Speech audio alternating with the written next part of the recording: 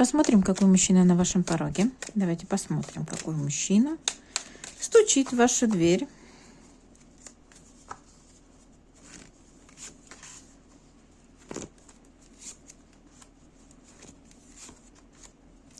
Вы знаете, мужчина то ли из прошлого, то ли с подарком. Туз кубков, предложение любви. Но вы почему-то очень сильно задумаетесь, нужно ли оно мне. Потому что девятка мечей говорит о том, что я переживаю, я не сплю ночами. Может быть, это мужчина, о котором вы уже не спали ночами из прошлого.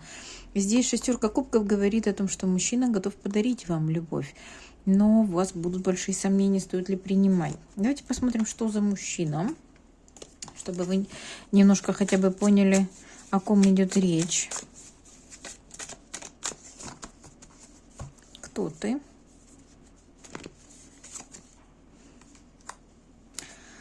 Ну, не знаю, Шарапов.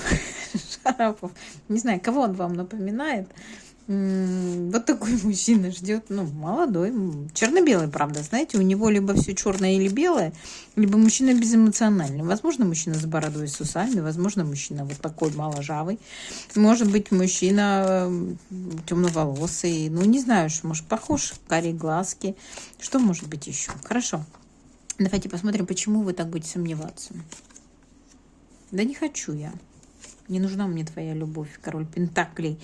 Вы знаете, король пентаклей мужчина земного знака, телец, дева, козерог, скорее всего. И здесь вот четверка кубков говорит о том, что, может быть, он уже не первый раз вам предлагает, а может быть, ну, вот просто под горячую руку попадет. Потому что на тот момент вы будете сидеть и думать, что же у меня такие неприятности. И тут вам приносит новый какой-то кубок, да, вот тут туз кубок, а вы даже смотреть в ту сторону не захотите.